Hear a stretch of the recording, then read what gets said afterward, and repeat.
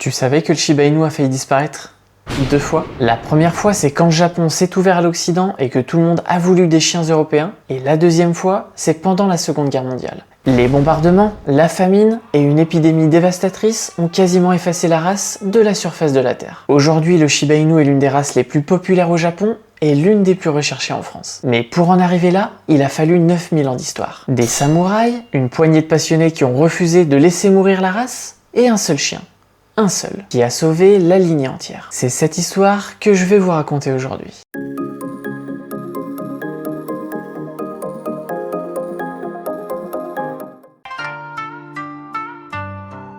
L'histoire du Shiba Inu commence il y a environ 9000 ans. Les premiers colons arrivent au Japon vers 7000 ans avant Jésus-Christ. Ce sont les Jomon, un peuple de chasseurs-cueilleurs. Et avec eux, ils amènent leurs chiens. On sait ça grâce à des figurines en argile qu'on appelle des dogu, retrouvées sur des sites archéologiques de l'époque Jomon. Certaines de ces figurines représentent des chiens avec des oreilles pointues et une queue enroulée. Ça vous rappelle quelqu'un ? Ces chiens-là, ce sont les ancêtres directs du Shiba. Ils vivaient dans les régions montagneuses du centre du Japon, dans la région de Shubu. Leur rôle, chasser le petit gibier. Oiseaux, lapins, parfois même du gros gibier, comme le sanglier. Le Shiba chassait dans les broussailles denses et dans les buissons bas. Et c'est probablement de là que vient son nom. Inu veut dire chien en japonais, et Shiba, il y a 3 théories. La première, c'est que ça fait référence aux broussailles, Shibamura, dans lesquelles il chassait. La deuxième, c'est la couleur de son pelage, semblable aux feuilles d'automne des buissons.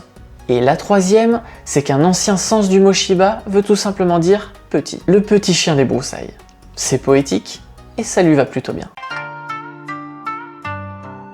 Ce que peu de gens savent, c'est que le Shiba Inu n'était pas qu'un simple chien de chasse de village. Au Xe siècle, les samouraïs utilisaient le Shiba comme compagnon de chasse parce que sa petite taille, son agilité en terrain montagneux et son courage face au gibier en faisaient un partenaire idéal. Et c'est à cette époque que se forgent les 3 qualités qui définissent encore aujourd'hui le Shiba selon le standard japonais. Kan-i, la hardiesse. C'est cette confiance en soi, cette bravoure un peu téméraire que tous les propriétaires de Shiba connaissent. Ryosei, la bonne nature. Sous cette façade indépendante, un chien fidèle et sensible à l'humeur de son maître. Et Soboku, la vivacité. Cette intelligence vive, ce regard alerte, cette capacité à évaluer une situation en un instant. Quand vous voyez Sanga faire ça, fixer un point, oreilles dressées, complètement immobile, c'est exactement la même posture que prenaient ses ancêtres dans les montagnes du Japon il y a 1000 ans. C'est littéralement inscrit dans son ADN.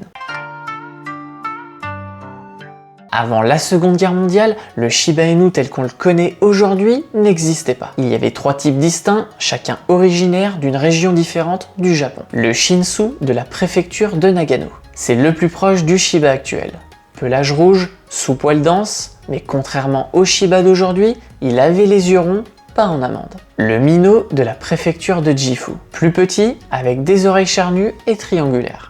Sa particularité, une queue pointue, pas enroulée. Et surtout une couleur acajou profond sans Urajiro, sans ces marques blanches qu'on connaît chez le Shiba moderne. Et le Sanin des préfectures de Tottori et Shimane. Le plus grand des 3 avec un pelage noir tacheté. Et un caractère, disons, réservé. C'est de lui que vient cette indépendance parfois exaspérante du Shiba. Merci le Sanin. Chacune de ces lignées avait ses qualités. Et c'est la combinaison des 3 qui a donné le Shiba Inu qu'on connaît aujourd'hui. Mais avant ça, il a d'abord fallu que la race survive à 2 catastrophes. En 1868, le Japon s'ouvre au monde occidental. C'est ce qu'on appelle l'ère Meiji. Et avec cette ouverture arrivent des chiens européens.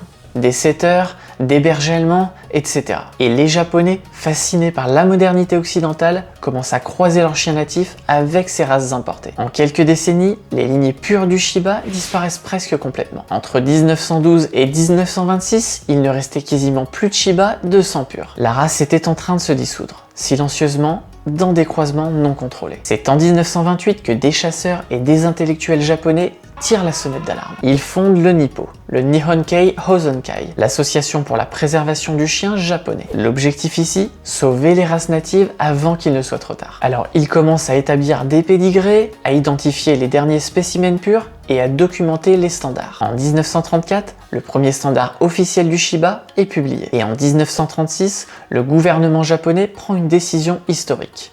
Le Shiba Inu est déclaré monument naturel du Japon, au même titre qu'un temple ou un paysage. C'est un chien tellement important pour la culture japonaise qu'il est protégé par la loi. La race semble sauvée. Mais 3 ans plus tard, le monde bascule.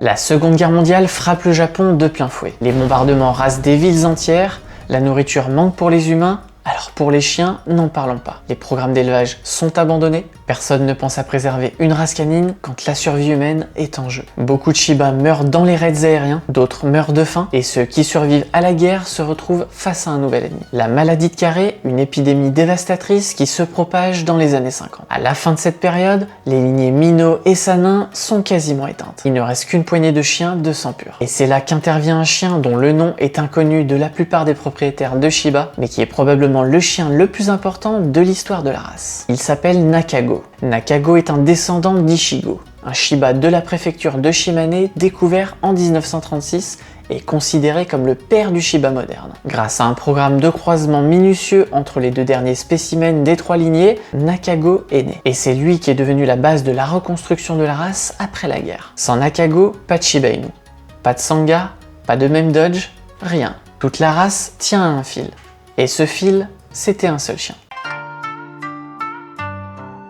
Après la guerre, les éleveurs japonais se mettent au travail. Ils croisent les derniers spécimens des 3 lignées pour créer un Shiba standardisé en prenant le meilleur de chacune. Le physique du Shinsu, les oreilles du Mino et le tempérament du Sanin. Ça y est, le Shiba Inu moderne est né. En 1954, une famille de militaires américains ramène le premier Shiba Inu aux États-Unis. Mais il faudra attendre 1979 pour que la première portée naisse sur le sol américain. Et 1992 pour que l'American Kennel Club reconnaisse officiellement la race. En France, le Shiba arrive plus tard, mais son ascension est fulgurante. Aujourd'hui, c'est même l'une des races les plus recherchées sur Google en France. Et au Japon, c'est tout simplement le chien de compagnie numéro 1. Et c'est assez fou quand on y pense. Un chien qui chassait le sanglier dans les montagnes japonaises il y a des milliers d'années, qui a survécu à 2 guerres, à une épidémie, à la quasi-extinction, et qui est maintenant couché sur mon canapé à Lyon en train de se lécher la patte comme un chat. L'histoire est quand même incroyable.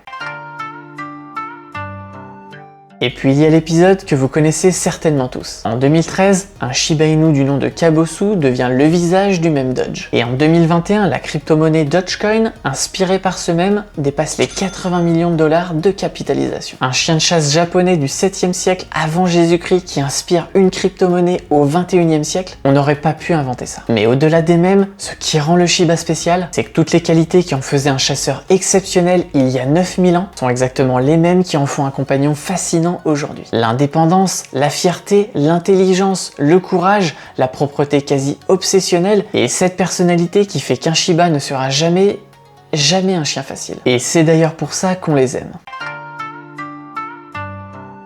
Si cette histoire vous a plu, mettez un pouce bleu et partagez-la à quelqu'un qui a un Shiba ou quelqu'un qui en veut un, parce que plus on est à connaître l'histoire de cette race, mieux on la comprend et mieux on la respecte. Et dites-moi en commentaire, est-ce que vous connaissiez l'histoire de Nakago? Est-ce que vous saviez que votre Shiba Inu descend d'un seul chien qui a sauvé toute la race? J'ai hâte de lire vos réactions. Et si vous voulez savoir si le Shiba Inu est vraiment fait pour vous, j'ai une vidéo complète sur les 5 avantages et les 5 inconvénients et je vous la mets juste ici. Avant qu'on se quitte, n'hésitez pas à vous abonner et nous on se retrouve pour une prochaine vidéo. En attendant, prenez soin de vous, prenez soin de votre loulou et surtout, caressez à votre Shiba.